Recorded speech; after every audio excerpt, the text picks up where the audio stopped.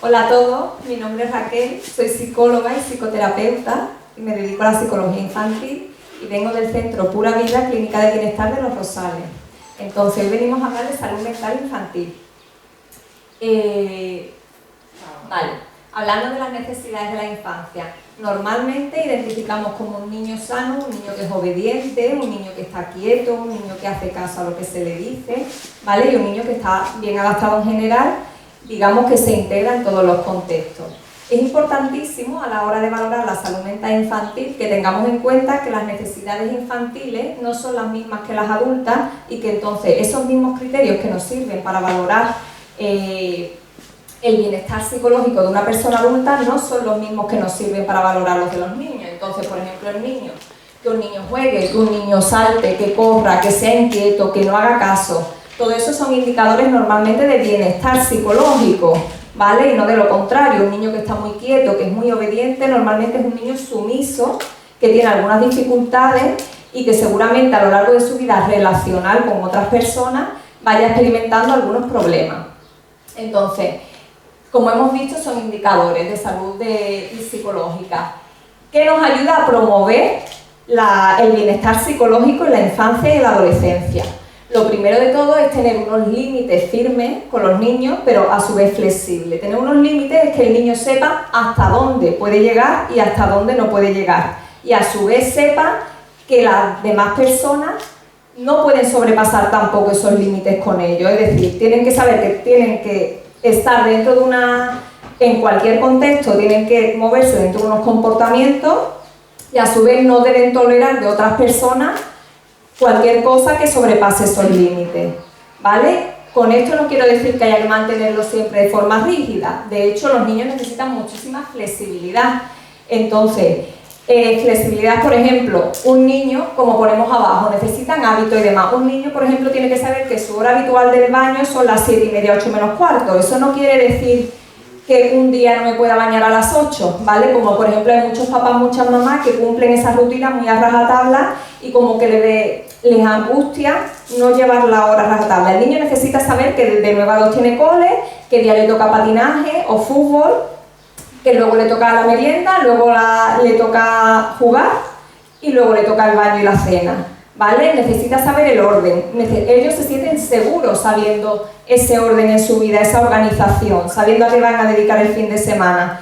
Y así también nos permite, digamos, prevenir algunos problemas. Por ejemplo, si tenemos una cita en el dentista, que sabemos que es algo que va a angustiar a nuestro niño, es importantísimo prevenir algunas dificultades que nos pueden surgir en esa situación. No es avisar al niño en el último minuto, por ejemplo, que esta tarde, dentro de una hora, tenemos que ir al dentista para que no me la monte, ¿vale? Eso realmente no es lo que funciona con los niños. Lo que funciona es que yo lo avise con tiempo. Por ejemplo, si voy el viernes, lo aviso el lunes o el martes, ¿vale? Si sé que a él le angustia, pues se puede llevar su muñequito que le da seguridad o que le gusta, con el que se siente cómodo. Puede ir su hermana mayor, que a lo mejor es con quien él se siente más seguro.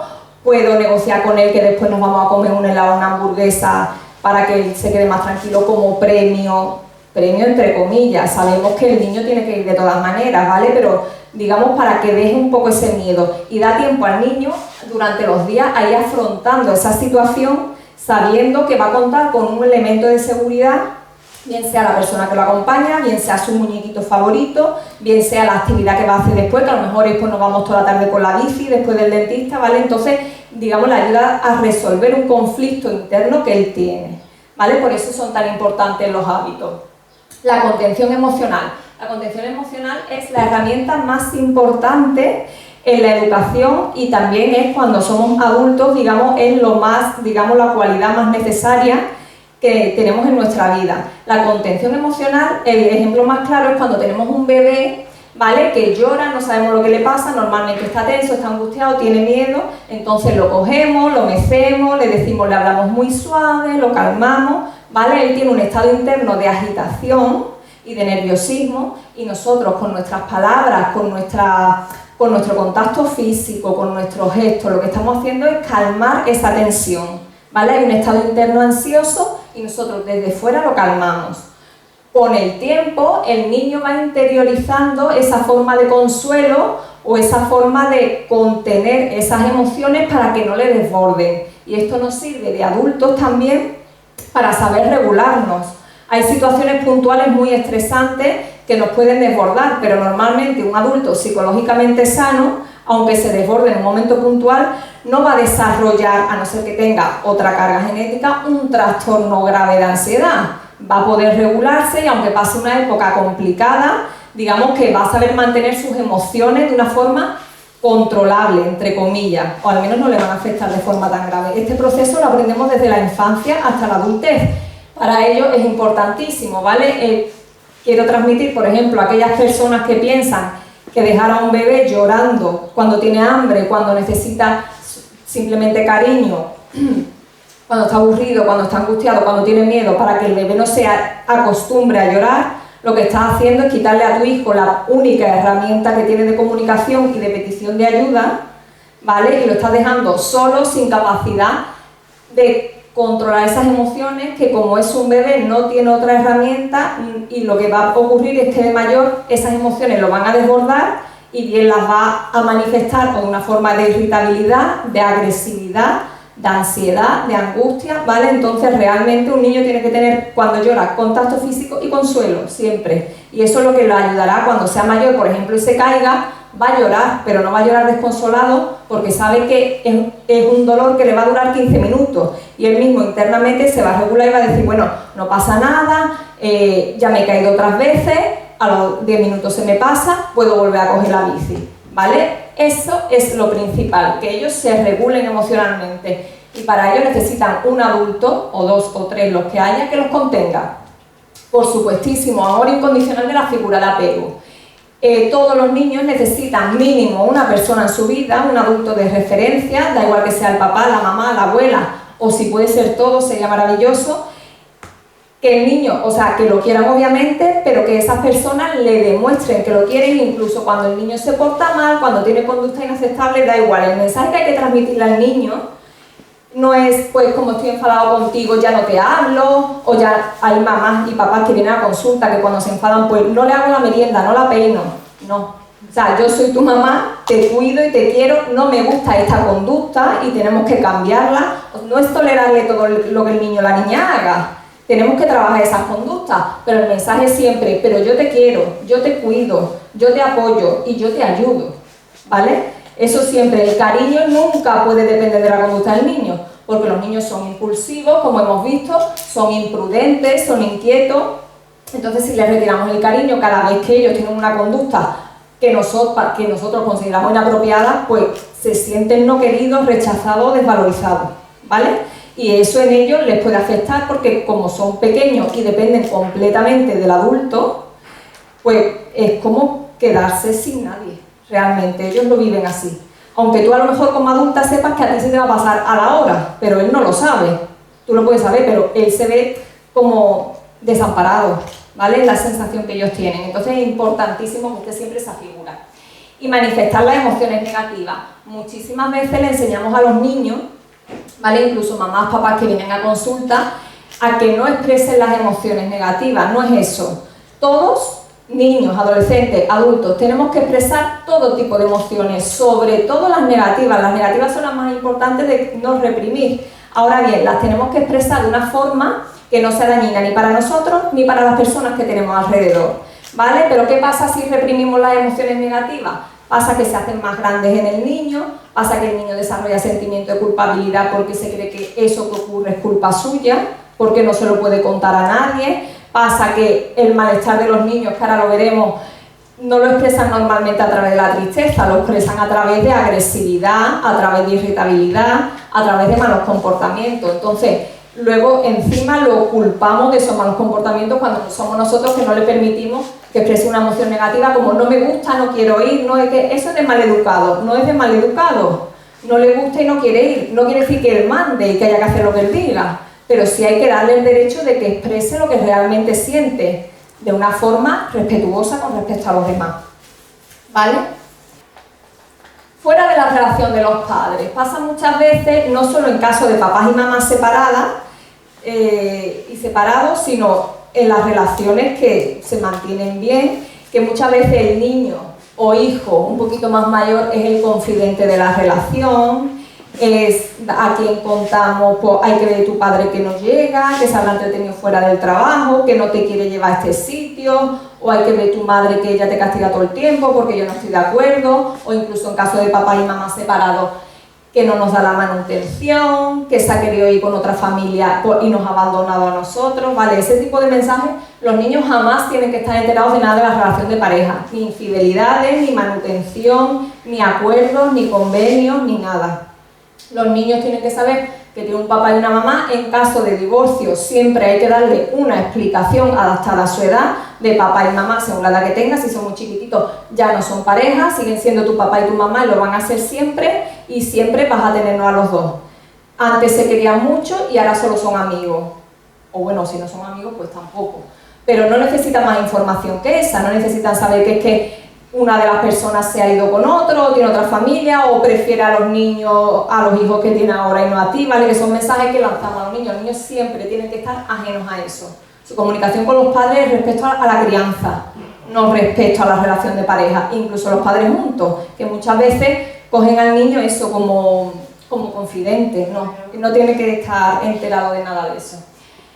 Tiempo de ocio juntos, ¿vale? Nos encontramos muchas veces que todo el tiempo que papá y mamá pasan con los niños es haciendo deberes, incluso desde las 4 de la tarde hasta las 9 o 10 de la noche, haciendo deberes, peleándonos con el niño porque el niño ya está cansado, lógicamente, y no quiere seguir haciendo los deberes, o con obligaciones, sobre todo con obligaciones académicas, ¿vale? Es importantísimo, aunque haya que aplazar las obligaciones académicas, y lo siento mucho por los deberes y los coles y todo, que haya tiempo de ocio juntos y que un domingo se puedan ir de paseo, se puedan ir al campo, puedan hacer un viaje, porque es lo que da lugar a que la vinculación se fortalezca entre los niños y los padres, compartir experiencias positivas, que tú hagas cosas que tu hijo disfrute contigo, que tu hijo participe en cosas que disfrutas tú, ¿vale? Es fundamental para que haya un vínculo más fuerte y para que haya una relación positiva, porque normalmente las relaciones que vienen están totalmente deterioradas por la parte académica, porque entra en un bucle en que es la única forma de relación que hay en la casa. ¿Vale? Toma de decisiones y responsabilidades. A los niños y niñas, da igual que sean pequeñitos, siempre hay que fomentar que por su propio desarrollen un criterio por el que sean capaces de aprender a elegir y a tomar sus propias decisiones. ¿Vale? ¿No? Yo sé que es muy cómodo, tengo 5 minutos, entonces te digo, te vas a poner esto, vas a coger esto, te vas a ir y ya está todo hecho. Eso no es lo necesario para un niño. Lo necesario para un niño es que vaya aprendiendo a elegir por sí mismo. Entonces, como de pequeño no sabe, lo suyo es facilitarle. Por ejemplo, si mañana tienes gimnasia o educación física, te tienes que poner chándal. Entonces, a lo mejor tienes 2 pantalones de chándal, pues yo te digo la noche anterior para no ir con prisa. Mañana tienes educación física, te tienes que poner chándal. Entonces el niño ya sabe que su decisión va a ser acertada porque va a elegir un chándal sí o sí. Pero tienes uno azul y tienes uno verde. ¿Cuál te quieres poner? ¿Vale? El niño tiene opción a elegir, no se va a agobiar porque son 2 opciones nada más, y sabe que va a estar bien porque haga lo que haga, tiene educación física ese día, por lo que tiene que ir con un pantalón de chándal. ¿Vale? Desde chicos tenemos que promover que el niño vaya desarrollando su propio criterio, que sea capaz de tomar sus propias decisiones y que nosotros las demos por válidas. Y que no estemos de acuerdo con la decisión y al final no se haga, no quiere decir que sea menos válida que la nuestra, ¿vale? Porque muchas veces como adultos imponemos un poquito las decisiones, ¿vale? Tú puedes necesitar en un momento dado que tu hijo haga cierta cosa al día siguiente, pero eso no quiere decir que tu criterio sea más válido que el suyo, porque le está hablando con un criterio un niño de 5 años y desde sus necesidades, no desde las tuyas. Tú estás hablando desde las tuyas de adultos, porque muchas veces papá y mamá miramos con las necesidades, y profesionales, vemos las necesidades de los adultos y no vemos las del niño o la de la niña, ¿vale? Que son los que realmente tienen que desarrollarse con ella. Las tareas domésticas en muchos casos no, él no participa en la casa porque tiene muchos deberes. No, las tareas domésticas son más importantes porque son una responsabilidad, primero, que obviamente tiene que aprender a hacerlas porque las va a necesitar en su vida para sobrevivir, y segundo, da al niño responsabilidad que tiene que ir ampliando a lo largo de toda su vida para madurar. Esto es totalmente necesario, entonces no podemos hacerle un favor, incluso aunque haya una persona que vaya a ayudar con la limpieza a la casa, el niño o la niña tiene que tener su responsabilidad para aprender que todos sus actos tienen consecuencias. Si yo ensucio, eso hay que limpiarlo. Si yo como, eso hay que recogerlo. Si yo me quito la ropita sucia, eso tiene que ir, aunque sea al cesto de la lavadora. No es necesaria la lavadora, pero aunque sea que vaya al cesto, ¿vale? Tienen que aprender un orden y tienen que aprender que ellos tienen que cumplirlo, porque las cosas no se hacen mágicamente. No es yo dejo las cosas tiradas en el suelo y de repente me aparece todo limpio encima de mi cama. Ellos tienen que aprender todo el proceso y responsabilizarse de ese proceso, porque a lo mejor tú tienes medios para tener una persona que lleva la limpieza, pero él cuando sea mayor no lo va a tener. Es necesario para su madurez y para su autonomía, ¿vale?, que es la fuente de la autoestima, que sea capaz de hacerlo por sí mismo. Es muy importante cuando hacemos estas cosas que dejemos que los niños prueben y que hagan las cosas. Los niños aprenden por ensayo y error. Yo no sé hacer las cosas, yo voy probando, si me sale bien estupendo y si me sale mal lo cambio. Si me sale bien lo repito y si me sale mal lo voy cambiando. ¿Qué pasa? Que cuando tú enseñas a un niño, pues el cepillo lo coges así, a un niño o a una niña, normalmente va un adulto por detrás diciendo, es que eso no es así, es que yo lo hago más rápido y lo hago bien, y al final no lo dejamos hacerlo. Quiero decir que si la cama se queda mal hecha o si quedan gotas de polvo, no podemos ir detrás del niño a lanzarle el mensaje de que lo está haciendo mal, porque el paso siguiente que te va a contestar es, pues hazlo tú. O para eso no lo hago, directamente lo haces tú, y el niño acaba con 15 años acostado mientras tú estás limpiando como una esclava en tu casa, ¿vale? Es muy importante respetar su proceso de aprendizaje, que es así en todos los casos. El autoritarismo, ¿vale? Que antiguamente pensábamos como que el ser muy estricto daba a los niños como una disciplina que era muy necesaria para ellos, que era básica para el desarrollo, que era lo que le iba a hacer tener un buen trabajo, adaptarse bien a los sitios. El exceso de autoridad lo que hace es que los niños tengan baja autoestima, se desarrollen de una forma sumisa, crean que sus criterios no son válidos, que son personas inadecuadas o inválidas. Cuando llega la adolescencia hay varias opciones, pero es verdad que los niños empiezan a desidealizar a los padres. Entonces puede ser, si el niño tiene miedo por ese exceso de autoridad, que siga creciendo sumiso, o si el niño hace una buena desidealización y además acumula mucha rabia, puede ser que se rebele de una forma muy fuerte contra los padres, o no contra los padres porque a lo mejor le dan miedo, pero sí contra sistemas de autoridad que hay fuera, como pueden ser los profesores o la dirección del instituto, como puede ser ir a un cine y no respetar las normas, ¿vale? El autoritarismo da muchas veces lugar a rebeldía y agresividad. Entonces realmente no es un estilo de crianza apropiado si lo que queremos es un niño con un buen ajuste psicológico, ¿vale? Realmente causa muchas dificultades luego a la larga.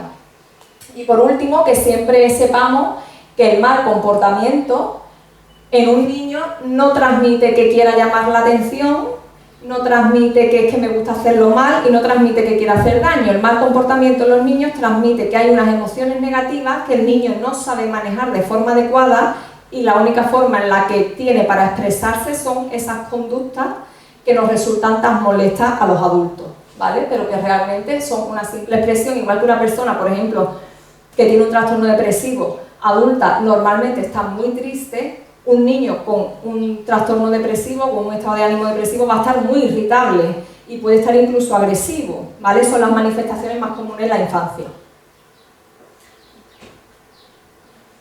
La terapia psicológica en la infancia. Es importante que partamos, como hemos dicho antes, siempre desde la visión y las necesidades del niño. El niño viene a consulta y es verdad que aunque yo escucho papá y mamá, ¿vale? Los adultos muchas veces tienen una demanda que no coincide con las necesidades del niño. Entonces el trabajo que hacemos tiene dos vías. Uno, ver esas demandas, ¿vale? Y esas dificultades que los padres piensan que tiene su hijo. Y dos, hacerle ver a los padres o a la persona que trae al niño, que normalmente son los padres, qué necesidades están causando esas dificultades realmente que vemos en los niños. Por ejemplo, muchas veces ellos piensan que es causa de que no está disciplinado, o de que uno de los dos padres es más permisivo y por eso el niño tiene esos comportamientos, ¿vale? Y luego tú ves al niño y las necesidades reales son otras. A lo mejor es un niño que está sufriendo bullying, o a lo mejor es un niño que tiene unas dificultades, tiene una baja autoestima o tiene otro tipo de dificultades, y eso es lo que está manifestando eso. Se pueden trabajar las demandas, o de forma integrada o paralela, pero es verdad que muchas veces, y la mayoría de las veces, lo importante son las necesidades del niño. Cuando tú resuelves las necesidades del niño, lo normal que el resto vaya bien, ¿vale? El formato de la terapia más idóneo para trabajar con niños es el juego, porque ellos los juegos simbolizan, reproducen sus conflictos, reproducen los patrones de relación que hay a su alrededor y los pueden resolver, digamos, afrontan los conflictos sin ninguna consecuencia. Por ejemplo, si yo veo que hay un conflicto de que un niño le está pegando a otro en el patio y yo me siento mal pero no sé qué hacer, yo a lo mejor me quedo paralizado, pero si yo estoy jugando y estoy representando eso, a lo mejor yo sí me atrevo a meter una figura que intervenga ahí. ¿Por qué? Porque en el juego no hay ninguna consecuencia, ¿vale? Si el niño afronta las cosas en sesión solo, si se siente inseguro, es muy probable, si él es capaz de hacer esos comportamientos, que luego los haga fuera cuando se sienta más seguro, más confiado y tenga más herramientas. Por eso es tan importante, digamos, la dramatización o el juego, para que ellos representen lo que realmente le importa. Y es cuando se ven las necesidades del niño, cuando el niño está jugando. Obviamente es importantísimo la implicación de los papás y las mamás, son los principales terapeutas de los niños. Es decir, tú das pautas, das indicaciones, trabajas con el niño, pero papá y mamá tienen que ir, digamos, en una línea en el que favorezcan que el niño progrese y tienen que implicarse. No es yo lo dejo en consulta y espero como si fuera una medicación, ¿no? Que eso se resuelva. La terapia psicológica es más costosa. De hecho, los padres acaban agotados muchas veces, yo lo sé, pero merece la pena, ¿vale? A la larga. Yo sé que es complicado, porque aparte estoy en otro sitio en el que trabajamos varios años con la familia seguido y ellos acaban muy agotados, son papás y mamás de niños con trastorno por déficit de atención, pero es realmente como los niños mejoran, es la necesidad que tienen. En la medida de lo posible se colabora o se coordina con otros contextos, por ejemplo en el centro escolar o si hay algún conflicto en otro contexto, pues lo ideal es que estemos coordinados, ¿vale? Para atender a las necesidades que haya en cada sitio. Una cosa muy importante que veremos después es que muchas veces las dificultades están, por ejemplo, están los trastornos que tienen que ocurrir en 2 o más contextos, ¿vale? Pero hay dificultades que se circunscriben a un sitio solo. Entonces, eso lo ideal es trabajarlo en ese sitio. Si no se puede, pues se hacen consultas, ¿vale? Y luego se intenta dar algunas pautas para allí, pero lo ideal, obviamente, es que se pueda trabajar con las personas que están en el mismo sitio. Y por último, cuidar las exigencias, porque incluso en la terapia muchas veces papá y mamá como que se cansan y hay que ver que el niño no mejora, que todavía, o incluso niños víctimas de agresiones, es que todavía no es capaz de pegar, es que yo no sé qué espera. El niño tiene su propio ritmo, ¿vale? Tiene sus miedos, tiene sus dificultades, entonces no podemos exigirle al niño que mejore porque yo estoy pagando la terapia. No es tan fácil como eso, ojalá. El niño necesita su tiempo y muchas veces, igual que los adultos en terapia también, por muchas herramientas que tengan, tienen que seguir un proceso interno en el que ellos lleguen a ser capaces de afrontar la situación y aunque lo hagan con miedo, pero de sentirse cómodos y con una mínima seguridad. Si no tengo seguridad ninguna, no voy a afrontar el conflicto. Entonces, el ganar esa seguridad al niño le puede llevar un tiempo. Hay que respetarlo. Así como también la exigencia en todos los niveles, ¿vale? A nivel académico, a nivel social y a nivel conductual sobre todo. Muchas veces, aunque, digamos, cumplamos todas estas pautas que hemos ido viendo, pues se pueden desarrollar dificultades, ¿vale? Aunque el entorno sea muy sano, no controlamos todo obviamente, no controlamos al amiguito del colegio que le puede decir algo feo, no controlamos que por muy bien que nosotros como padres y madres lo hagamos, sea una situación muy estresante que incluso para los adultos es difícil de gestionar, para el niño todavía más, ¿vale? Y tampoco controlamos cuando hay un trastorno de base genética. Vamos a ver 2, porque para mí uno de los objetivos de esta charla es concienciar y sensibilizar acerca de 2 trastornos que son neurológicos, pero por desgracia los comportamientos que tienen y la sintomatología que se ve normalmente causa burla, causa atribuir culpa al niño, atribuir malas intenciones, atribuir voluntariedad. Entonces me gustaría mucho hablar de ello porque creo que les facilitaríamos mucho la vida a esos niños y a esas familias que tienen esas dificultades si realmente lo comprendiéramos y supiéramos por lo que están pasando. ¿Vale? Uno de ellos, el síndrome de Tourette, que no sé si lo conocéis, ¿vale? Hay retos en TikTok hablando del Tourette y burlándose un poquito de él, es un trastorno de tics, y el otro que vamos a ver, trastorno por déficit de atención, que imagino que sí lo conocéis todos. ¿Vale? El Tourette es un trastorno neurológico. En los criterios para diagnosticar a un niño con Tourette tiene que tener varios tics motores y mínimo un tic fónico. Un tic fónico es un tic vocal, ¿vale? no necesariamente ocurren de forma concurrente, es decir, yo hoy puedo tener un tic que me hace así la mano y me puedo llevar un mes con ese tic. El mes que viene puedo tener un tic que hago así con los ojos, ¿vale? Y puedo tener 2 semanas ese tic. Así, a lo largo de un año, el niño tiene varios tics que se producen de forma intermitente y también fónicos. Fónicos son, por ejemplo, desde carraspear, escupir, gritar, decir palabrotas, ¿vale? Ahora lo veremos. Tiene que pasar un año, como hemos dicho, el inicio antes de los 18 años, el Tourette no se cura, ¿vale? Y los tics no tienen tratamiento. Es importantísimo que sepamos que la mayoría de niños que tienen tics no tienen ningún trastorno, ¿vale? Esto es un trastorno específico de tics, hay más, pero que la mayoría de niños que desarrollan tics en la infancia son tics normativos que van y vienen por situaciones estresantes y no tienen más importancia que eso, ¿vale? Que no porque presente esto quiere decir que porque haya tics tiene que haber el trastorno, no es así. ¿Vale? Y los tics no se pueden atribuir a efectos fisiológicos de una sustancia o otra afección médica. Esto es importantísimo. Por ejemplo, los niños que están medicados por trastorno de déficit de atención que toman estimulantes, normalmente existe una posibilidad de que desarrollen tics. Entonces, si yo le quito la medicación al niño y el niño no tiene ningún tic o tiene lo mínimo, quiere decir que era la sustancia lo que estaba provocando. Entonces, para que haya Tourette, tiene que haber tics sin ningún tipo de sustancia. ¿Vale? Los tics, como hemos dicho, son motores, como hemos dicho el de la mano, guiñar los ojos, sacudir la cabeza o vocalizaciones. Son repentinos, recurrentes, involuntarios, esto es importantísimo que lo tengamos en cuenta, breves y no rítmicos. Repentinos e involuntarios, pero hay una cosa que se llama impulso premonitorio, que la persona que tiene el tic, en muchas ocasiones, no a todo el mundo le pasa, pero en muchas ocasiones experimenta una sensación o mental o corporal en la zona donde tiene el tic, que predice que lo tiene, es decir, por ejemplo, a lo mejor puede sentir hormigueo por el brazo y esa persona sabe que a continuación del hormigueo viene el tic. Esto ha causado muchas discusiones porque muchas personas piensan que por eso ya lo puedo controlar porque sé que me va a pasar y entonces lo controlo. Eso no es así, los tics son incontrolables y no tienen ningún tratamiento, ni médico ni psicológico. Hay estudios, porque antiguamente se hacían y hay estudios que demuestran que al contrario son contraproducentes porque causan más tensión muscular y cuanto más tensión muscular, más tics, ¿vale?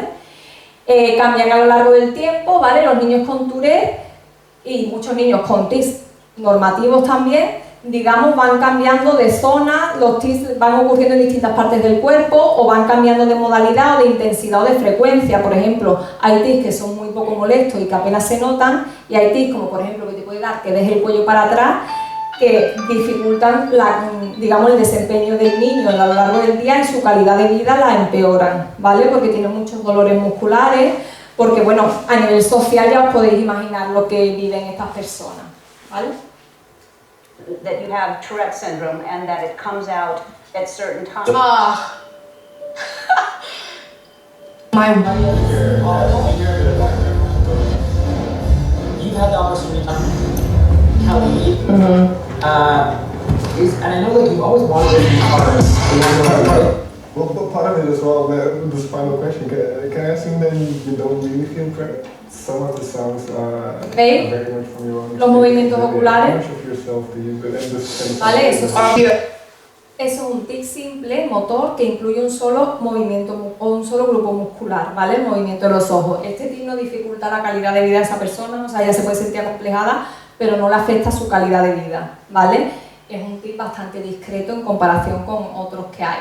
Hay otro vídeo a continuación de una chica que es influencer o tiktoker que sale haciendo un reto de unos de los tantos que se hacen, pues, hablando del Tourette, pero ella participa, ¿no? Los retos esos muchas veces son a modo de burla, que por favor, si tenéis hijos, sobrinos, que no participen en ese tipo de cosas, pero bueno, ella lo hace para mostrar cómo es la realidad de una persona que tiene Tourette, ¿vale? Tourette hay muchos tipos, o sea, mucha intensidad. So today I'm going to be doing the A version, so it's not all in like separate parts. Ya lo puedes quitar. Plus I'm not ¿Vale? going to Vemos do los very movimientos. manually, Estos son tics más complejos que incluyen varios grupos musculares, son tics fónicos también porque hace sonidos sin sentido. Entonces, pues imaginaros la vida de una persona así en el instituto o en la clase. Es bastante dura, ¿vale? No todas las personas que tienen Tourette, por ejemplo, hay personas que tienen Tourette y que lo único que tienen es ese tic en los ojos, entonces pues no tienen mucha más complicación que esa, pero es verdad que el Tourette hay casos muy complejos porque en muchas ocasiones trae otros trastornos asociados, además del síndrome en sí. Entonces hay que trabajar, digamos, muchas áreas para que esa persona pues tenga una buena calidad de vida y pueda afrontar el trastorno de la forma lo más llevadera posible. Una de las principales complicaciones que tiene el Tourette, ¿vale?, es que tiene muchos trastornos asociados. No siempre, pero es verdad que hay personas que además del Tourette presentan otros 2 o 3 trastornos comórbidos, es decir, los presentan al mismo tiempo. Entonces, por ejemplo, el trastorno con déficit de atención es bastante frecuente. De hecho, muchos niños, la primera demanda que traen, o bien la familia viene con el trastorno por déficit de atención, y cuando ya llevas un tiempo tratándolo, tú ves que hay cosas que no causan un TDAH, que vienen de otra parte, y luego más tarde se diagnostica el Tourette cuando empiezan, porque los tics a lo mejor empiezan más tarde que las dificultades atencionales o que la impulsividad, ¿vale? Una cosa muy importante es la pérdida de control de impulso. Dificulta muchísimo la calidad de vida de la persona que tiene Tourette, dificulta sus relaciones sociales, sus relaciones familiares, y la familia normalmente sufre mucho. El trastorno obsesivo-compulsivo también va asociado en algunas ocasiones. Yo atendí a una chica que lo tenía, era un año muy joven, tenía 10-11 años, ¿vale? Ella tenía Tourette complejo, tenía trastorno obsesivo-compulsivo, tenía trastorno por déficit de atención, tenía dificultades para el control de la impulsividad y tenía algunos problemas de comportamiento causados por todo lo anterior, lógicamente. Entonces, por ejemplo, ella tenía algunos rituales o alguna obsesión acompañada de una conducta compulsiva para regular esa ansiedad. Uno de los rituales que tenía era, por ejemplo, que antes de irse a dormir pues tenía que hacer unos cuantos movimientos o como una rutina de ejercicio al lado de la cama, aunque fuera a la 1 de la noche. Alguna obsesión que tenía o alguna conducta más compulsiva era, por ejemplo, ella decía, es que mi cerebro me dice que yo tengo que dormir en cuclillas, con el culo pegado a la pared y girada hacia el lado izquierdo. O sea, imaginaros la calidad de vida de esa niña, ¿no? Dormía, se iba toda la noche llorando, pero es que mi cerebro me lo dice, no me puedo quitar, tengo que seguir así, ¿vale? Era muy doloroso para ella, para toda la familia, porque claro, ver a tu hija así, obviamente es horrible. Y tú le dices, acuéstate en la cama, y dices que mi cerebro me dice que tengo que acostarme así, ¿vale? Son conductas. Otra cosa es, por ejemplo, niños y niñas con síndrome de Tourette, a veces tú ves cosas o conductas que son raras, lo que se llama conductas bizarras, que son conductas que no son tan raras, pero que son raras por el contexto en el que ocurre. Por ejemplo, había otro niño que igualmente vino por trastorno por déficit de atención, pero a la larga se ve que tiene otra sintomatología, y él, pues por ejemplo, no quería la comida, tenía pescado para comer, y bueno, pues lo que hemos hecho todo el mundo pequeño, ¿no? Lo tiras a la basura, lo mueves una servilleta, pero él en vez de hacer eso, pues era un boquerón en el frutero, donde le va a ver todo el mundo, y además eso huele, y un boquerón en el pollete de la ventana, ¿no? Conductas fuera de sentido un poco, que no son cosas que tú digas que raro es, pero conductas que están fuera de contexto y que ellos no comprenden que eso está fuera de contexto, ni comprende que la otra persona se va a dar cuenta inmediatamente y comprende que no tiene ningún sentido. ¿Vale? Eso es frecuente en el trastorno de Tourette. Áreas de intervención psicológica en el síndrome de Tourette, por supuesto, como es un trastorno crónico, una cosa muy importante es que durante la infancia y principio de la adolescencia los tics normalmente se exacerban muchísimo, y más cuanto más estrés haya, más tics tiene, pero al inicio de la adultez o la adolescencia tardía, al inicio de la adultez, se suavizan bastante. En ocasiones hay personas que tienen experiencia que se le quitan, pero normalmente no es que se le quiten, sino que se suavizan mucho y aparte la persona aprende a lidiar con ella. Entonces, lo primero que tenemos que trabajar a nivel psicológico, otra cosa que quiero que quede claro, para el Tourette no hay una medicación específica, ¿vale? Como la hay, por ejemplo, no tiene cura, ni los tics tienen tratamiento. Se les da alguna medicación para controlar alguna de las sintomatologías, que no son los tics, ¿vale? Pero no es una medicación específica, es decir, yo según el tipo de paciente que me venga, y según, por ejemplo, si tiene sintomatología obsesivo-compulsiva, que realmente no es del Tourette, es del trastorno obsesivo-compulsivo, pues intento medicar eso, pero realmente hay que hacer un trabajo a nivel psicológico, porque la medicación ni cura y muchas veces tampoco palia mucho nada del síndrome, hasta que dan con una que va medianamente bien, pero no hay algo específico para ellos. Es ir probando sustancias acorde a cada sintomatología. Aceptación del síndrome y de las manifestaciones, es decir, tú vas a tener tics, cuando estés más nervioso esos tics se te van a reproducir mucho más rápido y con más frecuencia. Tú tienes que seguir haciendo vida con tus amigos y con tus amigas, tienes que salir a su ritmo, por supuesto, saliendo a la calle, pero quiero decir que tu vida va a ser esta, que no vas a tener otra vida, tu vida va a ser con los tics, que es lo que hay, y no puedes escaparte de eso, ¿vale? Psicoeducación, porque muchas veces a ellos, que les pongas nombre, que les explique cómo pasa, siempre adecuado al Tourette que tienen ellos. Yo no te puedo ir diciendo, por ejemplo, hablar de autolesiones cuando a lo mejor a ti eso no te pasa en la vida. No se trata de asustarlos, se trata de que tengan un conocimiento sobre lo que les está ocurriendo y que puedan lidiar con ello más fácilmente y que sepan que tiene una explicación biológica, que no es culpa suya, que no intenten controlar los tics porque es contraproducente y le van a entrar más, ¿vale? Y que puedan anticipar de alguna manera pues cómo va a ser su vida para poder manejar posibles conflictos que vengan. La revelación, ¿por qué? Porque los tics, cuando ocurren de forma casual, pues a cualquier persona de al lado, igual que una caída, le puede resultar gracioso, ¿vale? Y eso no es algo malo, y es algo que trabajo con los pacientes. ¿Qué pasa? Que a ti eso no te va a pasar un día, entonces tú puedes malinterpretarlo porque tú sabes que tienes un síndrome, pero la otra persona no, la otra persona de repente te va a hacer así, y puedes pensar, uy, ¿qué está haciendo este? ¿No? Entonces, si tú cuentas lo que te ocurre, no tienes que dar detalles, sino simplemente, mira, yo tengo movimientos o espasmos musculares que me ocurren de vez en cuando porque tengo esa condición biológica y me ha dicho que cuando me estrese me va a pasar más. La gente no le va a ver tanta risa, no le va a hacer tanta gracia. Ahora veremos que los tics fónicos son diferentes, normalmente causan más problemas. Habilidades sociales, yo me tengo que seguir relacionándome con los demás y no puedo culpar a los demás de mis tics ni de las dificultades que me generan los tics a nivel social, ¿vale? Quiero decir, hay que fomentar que esas personas tengan una seguridad en sí mismos como para iniciar la relación con otros y digamos que no cambie su personalidad, porque por ejemplo desde chiquititos, desde antes de tener los tics, hay niños y niñas que eran muy sociables y en muchas ocasiones cuando esto ocurre pues se deteriora mucho esa área social, ¿vale? Entonces tenemos que trabajar para mantenerlo. Por supuestísimo la autoestima, imaginaros lo que es vivir pues con tics, por ejemplo, yo tenía los tics fónicos que hemos dicho, los hay simples, como escupir, como hacer ruidos raros, por ejemplo, pero también es frecuente ruidos de animales, entonces yo de repente empiezo a hacer el ruido de un cochino o el ruido de un caballo y no lo puedo controlar. Hay una condición que normalmente es por la que se conoce el Tourette, que yo recuerdo cuando me enseñaba la carrera, de lo único que me acordaba es de eso porque es lo que se da más importancia y ni en la mitad de los casos ocurre, ¿vale? Que es la coprolalia, que es un lenguaje ordinario, obsceno, palabrotas que se repite de forma muy compulsiva. Por ejemplo, yo atendí a un niño que decía compulsivamente la palabra hostia, pero a voces. Y además lo tenía en terapia grupal, pues imaginaros los otros niños cuando uno de repente empieza hostia, hostia, hostia, hostia, hostia. Imaginaos la vida de ese niño, eso en el colegio, eso en la casa, eso en el grupo de terapia, eso en la catequesis, eso en el fútbol, ¿vale? Es importantísimo, por eso quería transmitir también la importancia de que nosotros, a todos los que están a nuestro alrededor, concienciemos que te puedes reír la primera vez, que a todos nos sorprende y nos hace gracia, pero que son dificultades que no son voluntarias, que otra cosa que no se creen los niños, sino ha dicho, el señor ha dicho una palabrota y tú no regañas, como te digo muchas veces, ¿cómo voy a regañar, chiquillo? Sí.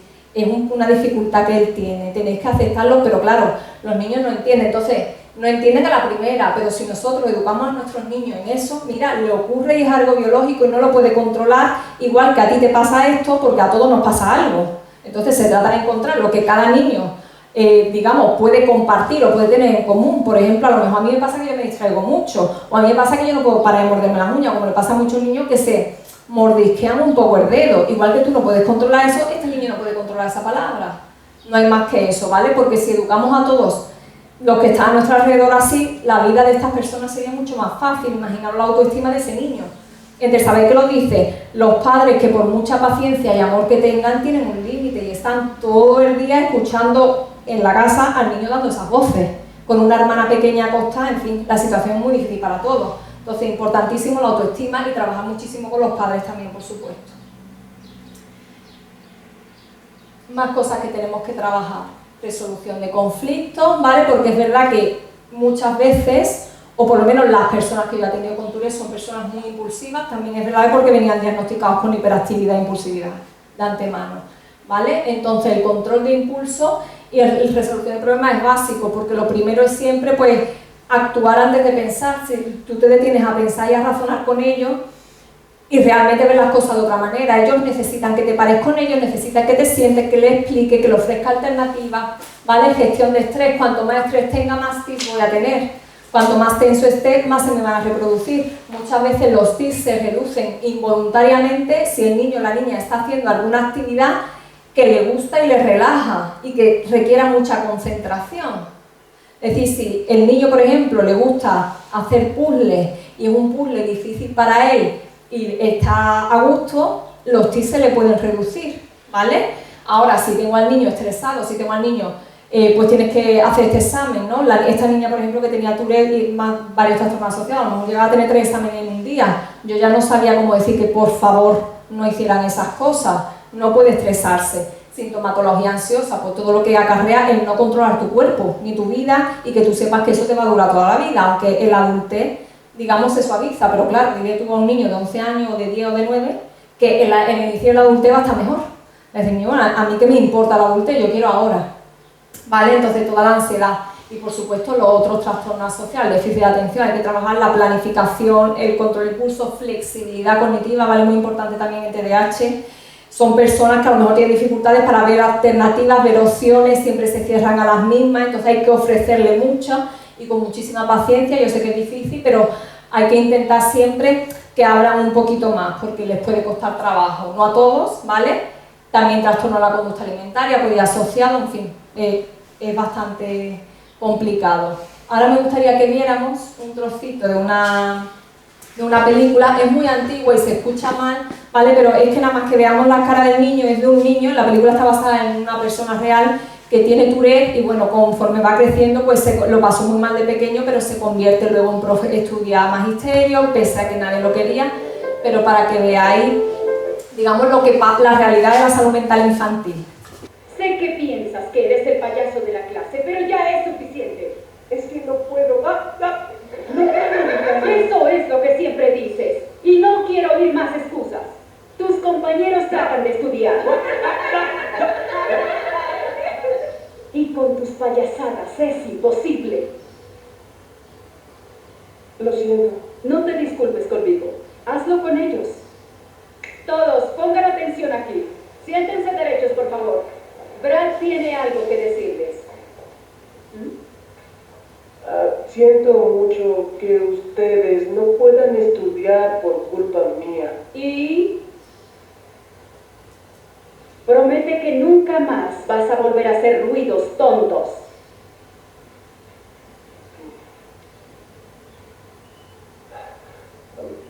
Prometo que nunca más voy a volver a hacer ruidos tontos. Siéntate. Bien, ahora regresen a sus libros.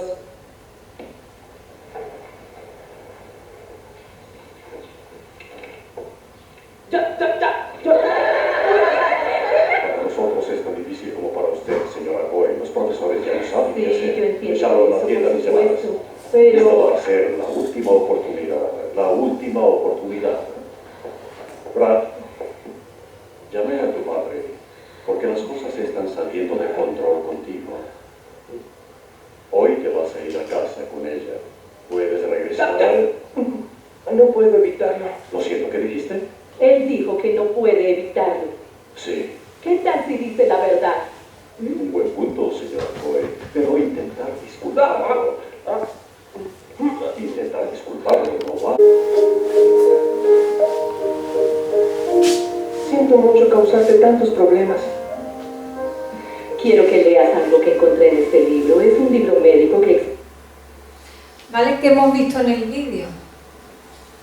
Hemos visto cómo culpan a un niño de un síntoma que no puede controlar, hemos visto cómo lo culpa el padre, cómo lo culpa la escuela, cómo culpan a la madre de que no lo está educando bien, ¿vale? Esa es la realidad de la salud mental en la infancia y de las personas que tienen trastornos o dificultades, ¿vale? Normalmente las instituciones muchos no ayudan por falta de recursos o por juzgar realmente, no se conoce el trastorno, ¿vale? Por ejemplo, esta chica que venía, el cole decía que como no sabían lo que eran, ni tampoco tenían mucho interés en formarse, pues que ellos no sabían qué hacer con ella. ¿Vale? Esta es la realidad, entonces es mucho más fácil que culpemos al niño y que le obliguemos a cambiar un comportamiento que no puede controlar de ninguna manera, ¿vale? A intentar nosotros como adultos, como profesionales, como familia, ¿no? Por ejemplo, el papá, la madre sí lo comprende muy bien. Muchas veces también, incluso como niños con TDAH, recurrimos a descalificar a los padres de que no está disciplinado, como decía este papá, o es que los padres lo consienten mucho, o es que son unos maleducados, ¿vale? No tiene nada que ver con eso, es un trastorno biológico, ¿vale? Anteriormente, como hemos dicho, aunque fuera algo psicológico, normalmente es una manifestación de malestar del niño o la niña, no es algo controlable por los padres. O sea, papá y mamá no tienen la culpa de que el niño tenga síntomas, ni tienen la culpa de que el niño tenga malas conductas, normalmente.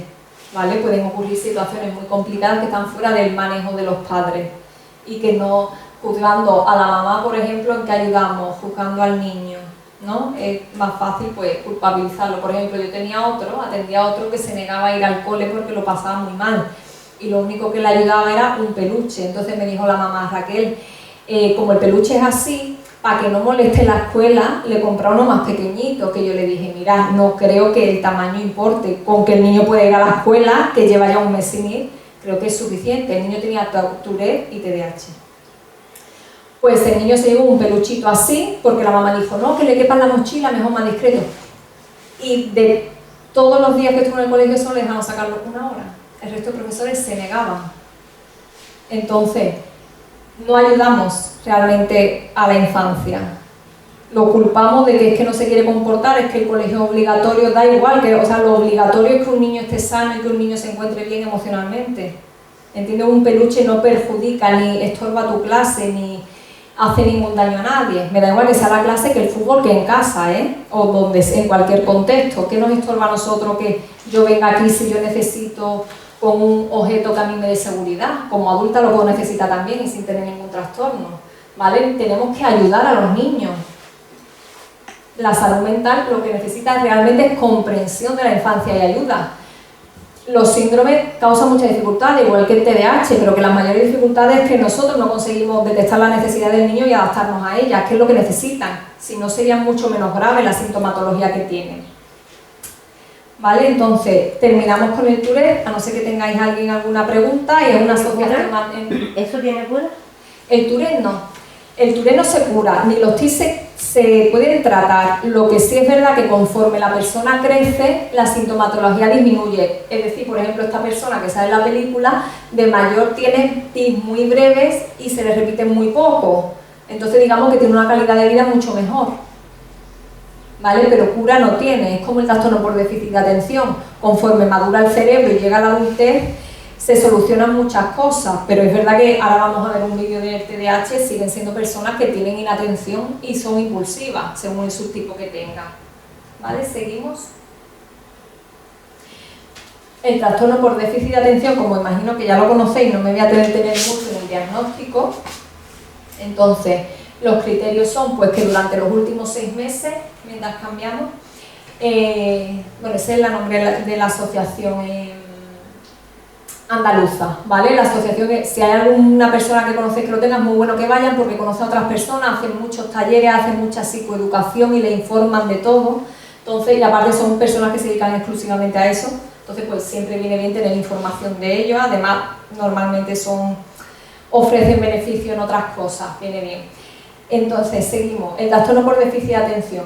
Durante los últimos 6 meses, el niño o la niña tiene que presentar un patrón persistente o bien de inatención o hiperactividad e impulsividad. Eso no se puede deber tiene que ser antes de los 12 años, no se puede deber al consumo de una sustancia, ni se puede deber a ninguna otra afección médica, como puede ser que ocurra en el curso de un trastorno psicótico, ¿vale? Si tenemos un trastorno psicótico y hay sintomatología hiperactiva, normalmente va a ser el trastorno psicótico, no de un trastorno por TDAH. Tienen que ocurrir, como hemos dicho, durante los 6 meses y, sobre todo, que afecte gravemente a las actividades sociales, académicas o personales del niño. Es decir, que un niño corre, salta, juega, no es hiperactivo. que un niño prefiere jugar a estar haciendo los deberes no es TDAH, ¿vale? Es algo que nosotros como adultos muchas veces nos cuesta comprender.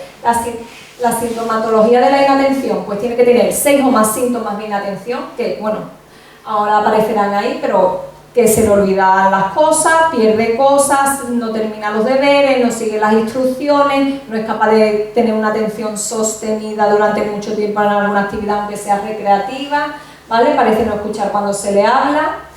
Seguimos. Esa ya la hemos dicho. Seguimos.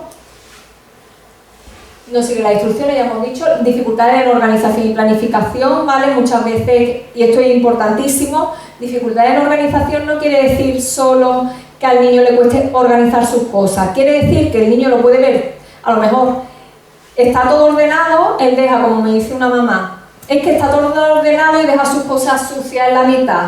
Vale, él tiene dificultad en la organización, pero además se le olvida, pero además él no percibe esa desorganización que tú estás viendo. Con ellos se trabajan de hecho mucho los intrusos, que tengan cosas que tienen las mismas características, incluir una cosa diferente y que ellos distingan qué es lo diferente y qué es lo que no tiene en común con los demás, ¿vale? Porque para ellos eso pasa desapercibido, entonces el desorden que tú ves él no lo ve.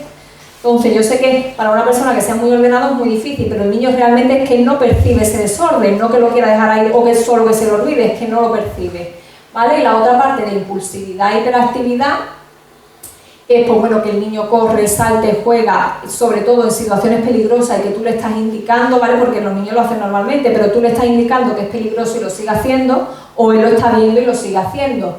Que tire cosas continuamente, que es algo que a los adultos nos pone tremendamente nerviosos, pero es algo que ellos no pueden controlar, no controlar sus movimientos corporales. Pasamos. Juguetea, se levanta, hasta ya la hemos visto. Por ejemplo, comiendo, da una cucharada, se levanta, coge otra vez la cuchara, se vuelve a levantar y así va la comida. Incapaz de mantenerse jugando. Muchos papás y mamás te dicen, parece que tiene una pila dentro y no se le gasta nunca, y al contrario, cuando llega por la tarde-noche, digamos, sobre todo los niños que toman medicación, es importantísimo que sepáis que la medicación de amplio espectro la toman por la mañana temprano y le duran hasta las 7 o 8 de la tarde, y a las 7 o 8 de la tarde el niño está con su hiperactividad normal, el triple, porque la medicación tiene un efecto rebote, ¿vale? Que eso muchas veces no lo sabe la familia antes de medicar al niño. Entonces, a la hora que tiene que estar más tranquilo, realmente es cuando va a estar muchísimo más nervioso y agitado. Cuando tú es el baño, en la cena, tienes los hermanos pequeños, el niño va a estar como una moto. Y cualquiera lo duerme, ¿vale? Hay muchísimos niños que toman melatonina para dormir porque es que no duermen y luego están muy irritables todo el día. Interrumpen, les cuesta esperar su turno, no paran de hablar y además restringido a sus temas, que saltan de uno a otro, pero siempre lo suyo. Y no le hables de un tema que no le interesa a él porque es que directamente ni te atienden, ¿vale? Esto ya lo hemos visto, antes de los 12 años, en un contexto no, tienen que ocurrir en 2 o en más. Otra cosa es que en distintos contextos lo manifestemos de distinta manera. Por ejemplo, hay niños hiperactivos que en la casa tienen un exceso de movimiento importante, pero en el cole se manifiesta más la parte inatenta, ¿vale? Porque por la normativa del cole o porque estén más reprimidos, digamos que lo expresan así. O a lo mejor en la casa son más impulsivos porque están más nerviosos o porque en la casa están más en confianza y fuera son capaces de controlarlos, pero tienen otras sintomatologías. Pero tiene que ocurrir en 2 o en más contextos. El subtipo, pues si predomina el déficit de atención, pues tiene subtipo inatento. Si predomina la parte impulsiva, tiene subtipo impulsivo. Puede tener, hay niños que tienen el combo que tienen los dos, ¿vale? Pero bueno, normalmente una cosa muy importante, los niños que tienen trastorno por déficit de atención, aunque no tengan conducta impulsiva, su funcionamiento cognitivo sí lo es, ¿vale? Se salta pasos, no es capaz de seguir secuencias, es decir, no lo manifiesto conductualmente, pero mi cerebro sí funciona así, su cerebro sí es impulsivo, ¿vale? Por la falta de maduración del lóbulo prefrontal, que es digamos la que está afectada en el trastorno por déficit de atención. La afectación es que va con más retraso en el desarrollo, normalmente 2 años, esa afectación que tiene. Por eso cuando llega a final de la adolescencia se iguala un poco y la sintomatología disminuye mucho, ¿vale? Mitos del TDAH, esto es lo que me parece más importante, cosas que escuchamos frecuentemente. Los niños con déficit de atención prestan atención cuando quiere, porque la maquinita la coge y no hay quien le gane, no. El niño que tiene un trastorno por déficit de atención tiene afectada la capacidad de dirigir su atención, pero es capaz de concentrarse, ¿vale? No durante un periodo de tiempo largo. Entonces, es como si yo tengo un foco y yo soy capaz de alumbrar, pero no puedo escoger lo que alumbro. Es decir, yo voy haciendo así según las cosas que veo. ¿Qué pasa? Que si aquí hay una cosa que tiene mucho movimiento, mucha música, muchos colores y mucho estímulo, pues alumbro más porque me llama más la atención. Lo que no puedo es coger mi foco y decir, pues voy a enfocar aquí. Eso es lo que no puede hacer un niño TDAH. Escoger a lo que prestar atención. ¿Vale? La atención voluntaria es la que está afectada, la involuntaria no. Por eso las cosas que le gustan normalmente son bastante buenos y son capaces de prestar atención, porque eso no está afectado, o está afectado pero en mucho menos grado. Siempre quieren llamar la atención. Los niños TDAH no comprenden los contextos ni saben qué conductas son apropiadas en cada contexto. Entonces, a no ser que tú lo entrenes y tú le expliques, vamos a ir a un cumpleaños, el cumpleaños, quien tiene que soplar las velas es el niño de cumpleaños, no tú. Antes que el niño de cumpleaños nadie puede comer la tarta, los regalos se dan después de soplar las velas. Todo eso hay que explicárselo, aunque nosotros lo veamos muy normal, ¿vale? Porque puede ser que él llegue y que él quiera comer tarta y si yo tengo hambre y hay tarta, ¿por qué no me la voy a comer? ¿Vale? Esos convencionalismos sociales, si no se los explicamos ellos, no los comprenden por sí mismos ni los identifican. Ese a lo mejor es muy fácil, pero hay otro más complejo que no nos damos cuenta. Entonces tienen muchas conductas inapropiadas, no son para llamar la atención, son porque no comprenden el entorno que tienen ni las normas que están en ese entorno. Tiran cosas para molestar. Yo comprendo que es muy molesto, porque lo he visto y lo vivo con ellos, que continuamente tiren cosas. Pero eso es por el exceso de actividad motriz y de hecho hemos visto que uno de los criterios diagnósticos, es decir, es como si yo me enfado porque mi hijo es diabético y yo le tengo que poner la insulina. Mi hijo necesita la insulina porque es diabético. Ese es el diagnóstico del médico y el tratamiento médico. Entonces, si un niño tira mucho las cosas, es inatento y es impulsivo, tiene TDAH, no me puedo enfadar con él por esto, igual que no me puedo enfadar con él por los tics, me puedo poner muy nerviosa, entonces lo que tengo que hacer es yo irme, calmarme y cuando esté tranquila volver. Que a lo mejor el niño de 20 veces que lo tira, una se ha sido adrede, como todos los niños, a lo mejor, pero tú no te estás enfadando por una, te estás enfadando por las 19 del trastorno, ¿vale? Es importantísimo que lo tengamos en cuenta. Le gusta meterse en todos los problemas, son personas conflictivas. Son personas muy señaladas, ¿vale? De hecho, los niños TDAH, la sensación que tienen muy baja autoestima y es lo hago todo mal, toda la culpa siempre es para mí, es que él también lo ha hecho y solo me regañan a mí. Eso es cierto, ¿por qué? Porque el niño TDAH no sabe anticipar las consecuencias de sus actos. Entonces, cualquier otro niño sabe que si tira una piedra y le da a alguien, se tiene que ir corriendo para que nadie lo vea y no lo castiguen. Pero el niño TDAH no lo sabe. El niño TDAH le dicen tira la piedra, él la tira, se ríe y se queda mirando. Entonces, ¿qué pasa? Que cuando llega el profesor, el que está ahí es él, ¿vale? Entonces no es más conflictivo que los demás, no está anticipando ni las consecuencias que va a tener esa conducta, ni está poniendo su opción de solución a esa consecuencia que va a tener. Ellos no son habilidosos en ese sentido, su cerebro no asocia acto-consecuencia, es un trabajo que hay que hacer continuamente con ellos, ¿vale? Les pasa en casa también, que muchas veces me dicen, la madre Raquel, no comprendo cómo mi hijo no sabe cómo me siento después de lo que ha hecho. Porque él no lo asocia a su conducta, él ve que tú le estás regañando, siente que siempre se me regaña a mí, que todo lo hago mal porque me están regañando a todas horas, pero realmente no identifica la conducta. Entonces aquí hay que explicarle muy bien, esta conducta es la inapropiada, esta causa esto y las opciones alternativas a esa conducta o otras soluciones que tú tienes son esta, esta y esta. Y hay que explicárselo así y hay que repetírselo 20.000 veces hasta que el niño esté lo suficientemente entrenado para cambiarlo, ¿vale? Ellos por sí solos no son capaces de hacerlo, o si son capaces es a un ritmo muy lento, que por eso normalmente se meten en muchas peleas o en muchos problemas. ¿Tienen menor capacidad cognitiva? No tienen menor capacidad cognitiva, de hecho muchas veces tienen bastante buena, pero claro, las medidas que los adultos y profesionales utilizamos para evaluar su rendimiento no son las apropiadas. Entonces, esta dificultad es totalmente institucional, propia de los centros docentes, o sea, no de los maestros, sino de la legislación española por la que se valora y se trata a los niños y de todos los profesionales que trabajamos con los niños y que no sabemos adaptar el trabajo que tenemos que hacer a las necesidades que tiene el niño.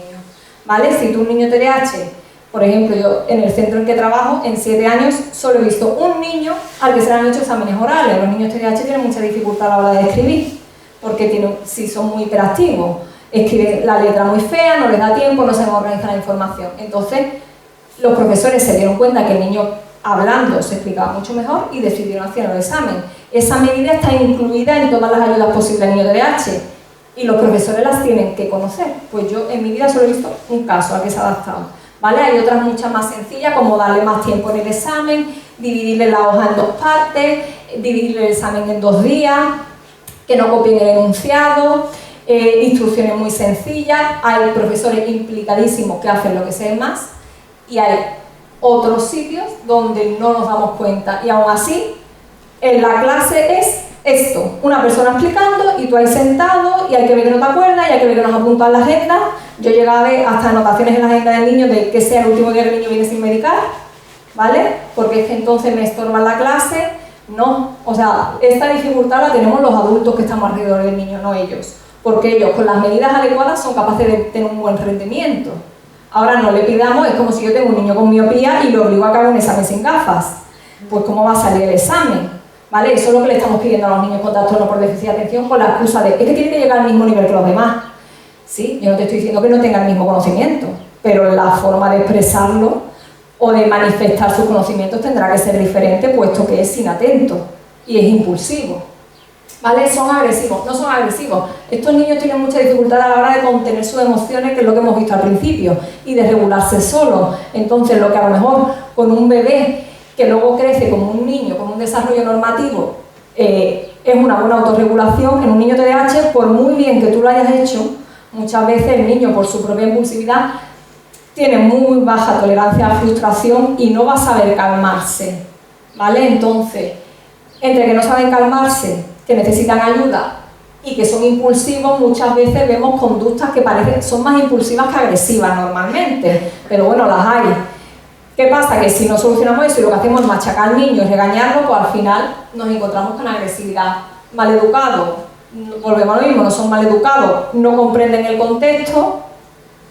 Es verdad que ellos no comprenden muchas veces el significado de las palabras, son muy literales por falta de flexibilidad cognitiva, entonces pues dicen cosas a veces muy imprudentes, fuera de lugar, fuera de contexto, que cualquier persona que no conozca al niño se puede tomar a mal, pero conociendo el trastorno y al niño, pues, por ejemplo, uno vino a terapia grupal hace poco. Mi padre se murió hace un mes y el niño al tercer día viene al grupo y me dice, jaja, tu padre está muerto, ¿vale? La madre es una persona súper cariñosa, súper educada, ay tesoro, lo siento mucho, qué pena, estas cosas pasan. Y el niño viene, interrumpe un juego en grupo para decirte eso. Entonces ese niño realmente no comprende, tú le explicas, a ver, primero si tú quieres preguntar porque le estaba comentando, pero bueno, si tú quieres preguntar eso, hazlo al inicio de la sesión o al final, no interrumpamos luego para eso. Segundo, ¿es una noticia triste o es una noticia alegre? Y me dice triste. Vale, ¿podemos reírnos cuando hablamos de una noticia triste? Y el niño te mira como diciendo, ¿qué me está hablando? O sea, ese niño habla así y se ríe así y está hablando de sus cosas malas. El otro día contó algo que a él le había pasado y se empezó a reír también. Le dije, ¿pero de qué te ríes? Y se te cambia de... No sé. O sea, es su forma de comunicación y tenemos que entenderlo. No es mal educado, no es mal niño. Es un niño que su forma de comunicación es diferente, entonces hay que explicarle. O por ejemplo, una niña contó también que su batido estaba malito y le dice a la otra, ¿se va a morir? Y se queda así, a ver, podemos reírnos cuando estamos hablando de la muerte, ellos no comprenden eso, son sensaciones que ellos desconocen o no, digamos, no han hecho un proceso respecto a ello y ellos hablan de eso como hablan de todo, de forma impulsiva, de forma brusca. Y es verdad que muchas veces en ellos su lenguaje no verbal no cuadra con la emoción que están hablando. Como una madre me decía, Raquel, es que me harto de regañarlo y el niño se ríe en mi cara. No sé, es que está nervioso y su forma de expresar sus nervios es riéndose, ¿vale? Hay que conocer muy bien a las personas. No se está riendo de ti, que es lo que pensamos muchas veces. No podemos tomarnos esas cosas a mal. No las hacen con mala intención, no saben. No son personas vagas, son personas que se frustran muchísimo y que llegan agotados del colegio, llego sintiéndome torpe porque todo el mundo, además ya te lo dice, es que mi amigo lo hace en 10 minutos y yo tengo que estar 40. Es lo que tú necesitas, pero claro, ahora llegas y yo te pongo más tareas, porque hay gente que, aunque no traiga tareas del cole, decide ponerle tarea extra porque como tiene TDAH, pues tiene que practicar más. ¿Vale? Cuidado, no tienen que descansar, se frustran muy rápido. Entonces, si yo tengo la retroalimentación continua de que soy un inútil, porque al final la imagen que le transmitimos desde muchos sitios, pues el niño prefiere parecer vago a parecer incompetente, ¿vale?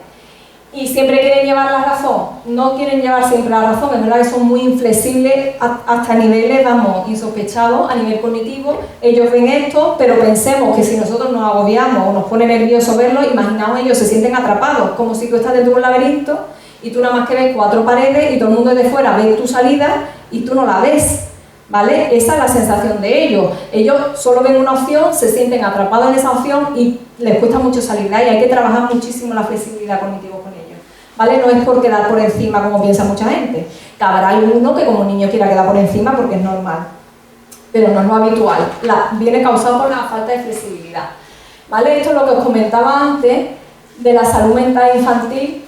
Esto es un diagnóstico, están borrados los datos y todo, de que tiene que ocurrir en 2 o más contextos aunque se manifiesten de distinta manera, ¿vale? Esto es un diagnóstico de un centro médico. Baja tolerancia a frustración, rabieta frecuente en casa, inquietud motora, impulsividad, trastorno de conducta en el ámbito familiar. Un trastorno de conducta no puede estar solamente en un ámbito. Si está en un ámbito es consecuencia de las relaciones, de las situaciones o de los hechos que hay en ese contexto, normalmente, ¿vale? Otra cosa es que yo tenga un trastorno de conducta y yo fuera, a lo mejor no rompa nada, pero hago así. Y a lo mejor contesto mal, ¿vale? Tengo manifestaciones más suaves que en mi casa, pero las tengo. Pero si el problema ocurre única y exclusivamente en casa, el trastorno en el ámbito familiar, eso no es un trastorno. Estamos culpando al niño de una sintomatología que ha desarrollado por unos problemas que hay en un contexto o en unas relaciones, ¿vale? Esto es muy frecuente, vamos, ella ha puesto en el ámbito familiar, pero hay otro que te manda trastorno de conducta y tú cuando recibes al niño ves que el niño, el único problema, y además no es ya en la casa, es solo con una de las personas de la casa.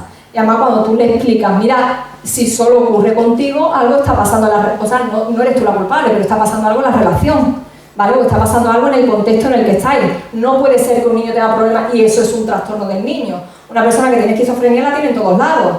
Otra cosa que las manifestaciones, por ejemplo, no le comunique su alucinación a todo el mundo, pero las tiene, ¿vale? Lo mismo ocurre con los trastornos de conducta, con el TDAH, por eso tiene que ocurrir siempre en más de un contexto. Y ya lo último, respecto al TDAH, ya brevemente, acoso escolar y acabamos, ¿vale? Este vídeo es que me gusta muchísimo porque describe perfectamente lo que es una persona con trastorno por déficit de atención y además es de un cantante de hip hop y es adulto ya, ¿vale? Entonces él describe un poco la sintomatología que ha tenido toda su vida. Déficit de atención dice así: sufro un trastorno de déficit de atención, sigo sin escuchar ninguna instrucción, sin aprenderme la lección. De niño me pasaba el día mirando las musarañas, quitándome las legañas, comiéndome las uñas, aburriéndome al primer minuto de cualquier explicación. Mi madre decía, este niño es un caso. Mi profesor veía en mí el típico ejemplo de fracaso. Las niñas decían que si tenía un retraso, que si era un idiota o un bruto. Jugando al fútbol yo era el último sustituto. Y a los 10 minutos de empezar algo ya me aburría. Infantil anarquía, siempre decía lo que pensaba y me arrepentía. En el instituto no era popular. Como estudiante nunca fui brillante, os lo puedo asegurar. Nunca sacaba notas altas. Creo que don nadie es la expresión exacta que debería constar en acta, la verdad. Si me enamoraba al rato ya me estaba desenamorando. Me quiere, no me quiere, me quiere, no me quiere, me quiere, pero ¿en quién coño estaba pensando? Cambiaba de opinión y de equipo según las circunstancias. Fui 3 veces del Barça, 2 del Madrid y hasta una del Numancia. Olvidaba mis citas y todas decían, eres un inmaduro. Yo era el típico, no era el típico tipo duro, más bien ese que ves en un bar y por quien no das un duro. Ese soy yo. ¿Has empezado el día con la firme intención de limpiar la casa y has hecho todo menos eso? Ese soy yo. ¿Has empezado un libro y en la 10ª página has tenido que volver a empezarlo porque no te has enterado de nada? Ese soy yo. Divagas, te quedas en Babia y la inopia, tranquilo que ya somos dos. No son mis despistes, ni estoy triste, no vivo en otra dimensión. Tan solo tengo un trastorno de déficit de atención. No soy idiota ni un cara dura, no me hace falta un capón. Tan solo tengo un trastorno de déficit de atención. No soy un inadaptado ni un bicho raro mezquino, experto procrastinador, mi lema de mañana termino es el mayor timo. Soy un peregrino incapaz de elegir tan solo un camino. Soy anodino, vasto y cansino, me lo gasto todo como en un casino. Y si ya casi no recuerdo a quién amé, imagínate, ¿cómo no voy a acordarme de a quién odié? Por eso si desaparezco de pronto, compréndeme. Si te conozco pero no te reconozco, perdóname. Será que tal vez vivo en paz con mi desorden, así es mucho más divertido, soy incapaz de acatar una orden, solo me atrae lo prohibido. Cautivo de una enfermedad en la soledad de mi cueva, obsesionado con todo lo que se mueva, cualquier cosa nueva. Creían que esta enfermedad iba a curarse con la edad, pero eso no es cierto. De ahí esta soledad, esta carrera fugaz en el desierto. No son mis despistes, ni estoy triste, no vivo en otra dimensión. Tan solo tengo un trastorno de déficit de atención. No soy idiota ni un cara dura, ni me hace falta tu aprobación. Tan solo tengo un trastorno de déficit de atención. Muchas gracias. Esto es el TDAH, ¿vale? Como veis en la adultez pueden quedar, la parte de inatención queda. El cerebro está mucho más... Sufro un trastorno de déficit de atención. La parte de impulsividad se controla mucho más porque la parte prefrontal, que es la última en madurar en el cerebro, que es la que está afectada en TDAH, está mucho más madura. Entonces, digamos, llega a igualarse de alguna manera. Pero quien es una persona impulsiva toda la vida, bueno, si tiene una combinación, tiene un entrenamiento, tiene X procesos, puede mejorar muchísimo. Pero la realidad que describe es la que viven todos los niños, ¿no? El típico alumno que o pasa desapercibido porque no es brillante o porque muchas veces si no es hiperactivo es que el niño es torpe, ¿vale? Muchas veces la impresión que tienen de él. O es el que no para de molestar en la clase, es digamos el niño rechazado en muchos sitios porque el que se mete en pelea. Por ejemplo, yo tenía uno que invitó a la comunión a toda la clase porque le costaba mucho trabajo integrarse y no fue nadie. ¿Vale? Por favor, no colaboremos en esas cosas, puedes tener mejor o peor relación, pero cuando no va nadie es porque se le está haciendo el vacío, porque tiene esas dificultades. O uno que al cumple va a 15 y fueron 2. A ver, a no ser que sea un niño excesivamente agresivo, que tú digas, el niño me está agrediendo o me trata mal, pero no solo porque sea un niño complicado o tenga esas dificultades. Por último, hay varias áreas de intervención desde la psicología, algunos que ya hemos comentado, bueno, enfermedades médicas crónicas también, por ejemplo, lupus, u otras enfermedades que puedan conllevar que el niño esté hospitalizado, o eso normalmente también necesita intervención psicológica, abuso sexual, ¿vale? Es mucho más frecuente de lo que pensamos, no son juegos de niños y siempre hay que creer a los niños, no favorecer que estén con gente desconocida, no favorecer que tengan secretos. Cuando el niño vive cambios muy frecuentes o cuando los padres se divorcian, aunque sea de buenas maneras, muchas veces el niño se siente solo, se siente traicionado, se siente como que tiene que estar posicionado, entonces todo eso puede necesitar una intervención psicológica. Pero ya lo último que vamos a ver es el acoso escolar, ¿vale? Que es gran parte de la demanda que hay en las consultas y, por ejemplo, los niños con trastorno por déficit de atención, la mayoría han recibido acoso escolar y gran parte no, pero casi acercándose, diría, no a la mitad, pero sí un tercio, haciendo cálculos con los pacientes que yo tengo, quiero decir, han participado también como agresores, ¿vale? Un fenómeno, por desgracia, muy frecuente.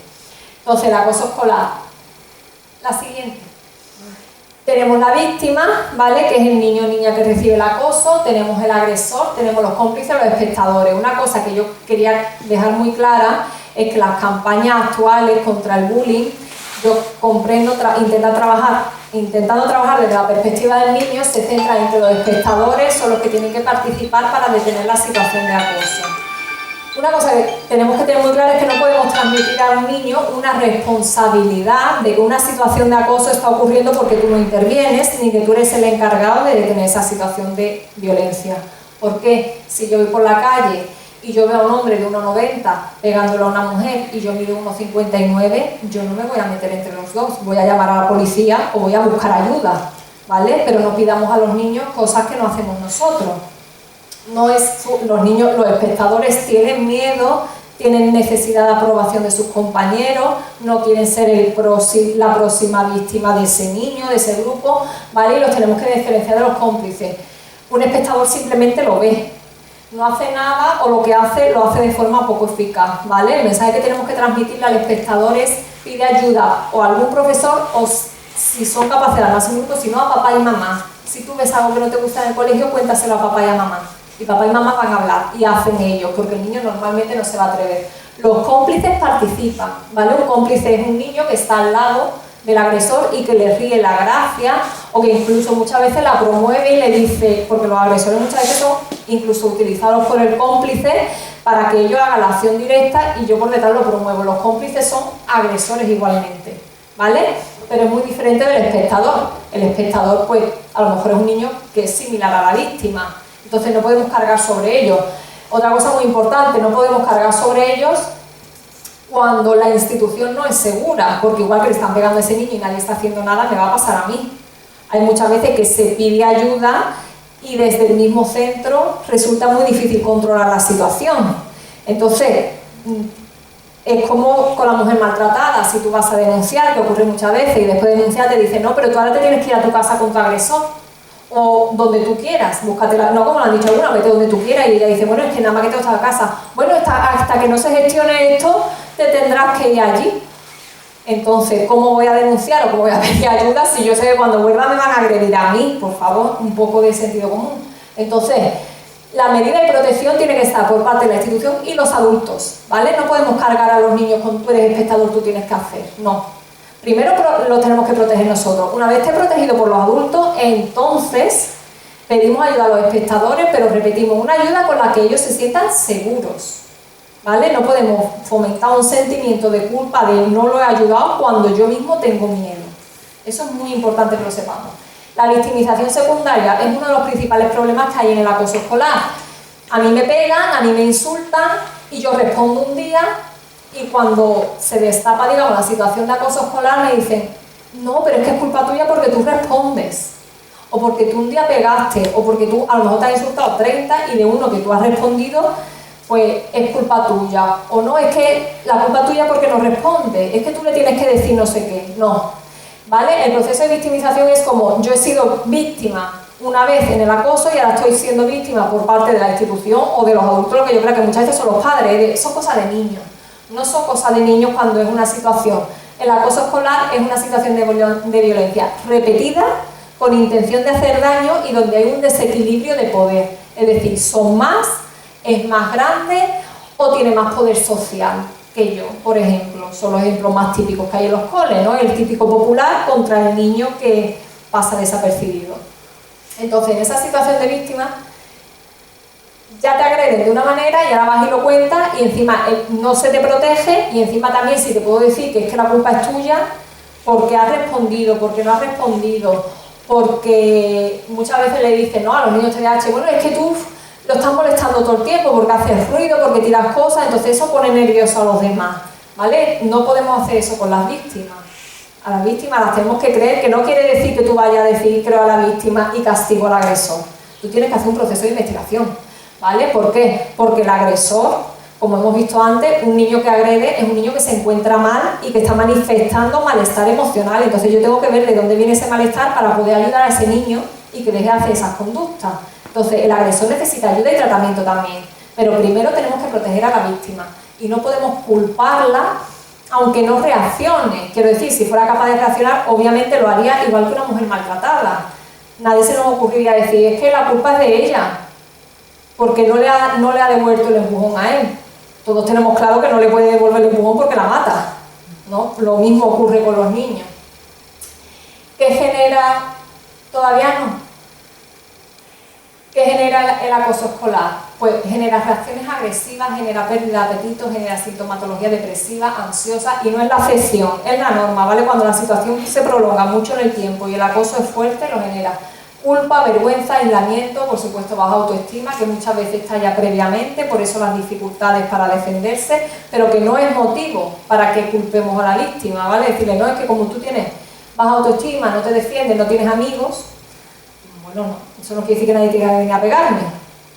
Pues una persona, aunque esté sola, que una de las mayores dificultades, a ver, que no respondan y que estén solos, porque es el blanco perfecto. De hecho, las víctimas de bullying son personas dianas, que muchas veces el centro te dice, bueno, pero es que el que tú dices agresor o el que le insulta ahora no es el mismo. ¿Por qué? Porque no es el mismo, porque si todo tu alrededor está viendo que alguien ejerce violencia contra ti y tú no eres capaz de defenderte, el que esté alrededor y sea agresivo, cuando sientas rabia lo va a hacer contra ti. Porque si yo veo que te robo y tú me das la cartera y no te defiendes, pues yo obviamente le voy a robar antes a esa persona antes que a una que yo sepa que se me va a encarar. Entonces son personas dianas en el sentido de que ya son blanco fácil para los demás. Porque si toleras el abuso, toleras, entre comillas, pues no tiene más remedio, pero si toleras el abuso de una persona, toleras el de las demás, porque cada vez además están más anuladas y más dañadas como víctimas. Entonces cada vez para ti es más difícil. Y se extrapola a otras relaciones, ¿vale? Es muy frecuente que si a un niño le pegan en el cole o lo tienen sometido, ese niño cuando vaya a su casa va a coger a su hermano pequeño y va a hacer lo mismo. ¿Vale? Esto no quiere decir que lo veamos como el agresor, volvemos a lo mismo, aunque sea agresor porque está reproduciendo la pauta, necesita ayuda, lo están sometiendo y él, esa rabia, la única forma que tiene de sacarla, y además es con el modelo aprendido, es someter a otra persona más débil, más pequeña, menor en número que él, ¿vale? Entonces, se extrapola a otras relaciones, no es que el niño de repente era bueno y ahora es malo, el niño está sometido a un proceso de violencia y está viviendo y manifestando las consecuencias de ese proceso de violencia, ni más ni menos que eso, ¿vale? No cambia nada en nuestro objetivo de ayudarlo, ni a la víctima ni al agresor. Por supuesto, los cómplices necesitan también de la misma ayuda que el agresor, ¿vale? Si yo veo que a un niño se le está humillando y yo le río la gracia, pues tengo la misma dificultad que tiene el agresor, porque estoy disfrutando haciendo daño a una persona, ¿vale? Y no estoy empatizando con ella. Entonces, son todos, digamos, habría que hacer un tratamiento generalizado de todas las personas que están ahí implicadas, pero el primer paso siempre es proteger los adultos y proteger la institución. ¿Vale? Con esto ya acabamos, que era todo lo que quería transmitir. Mucha sensibilidad hacia las necesidades de los niños, hacia las dificultades de los niños, que todo lo que tengamos en nuestro entorno, por favor, nos centremos en comprender y no juzgar, y a los papás y mamás que sufren muchísimo y que se tienen que hacer cargo de situaciones muy complicadas y necesitan ayuda, no que nadie te venga a decir cómo tienes que educar a tu hijo, que además no lo sabes porque tú no tienes ese hijo. Eso es lo que yo quería transmitir. Y a nivel de salud mental, pues conocer los trastornos, ¿no? Y respetarlos, y respetar la ayuda que necesitan. Y si un niño tiene que manifestar un tic 30.000 veces en la clase, que lo puede hacer. Si se tiene que llevar su muñeco de apego, que se lo lleve. Si tiene que salirse de la clase, un niño TDAH, y pegar 3 carreras, hay centros en los que lo hacen, los colegios, lo sacan de educación física en otras clases para que corra, pues también, ¿vale? Respetemos todas las necesidades y no colaboremos en aislar a los niños ni en señalarlos. Y ya con esto terminamos.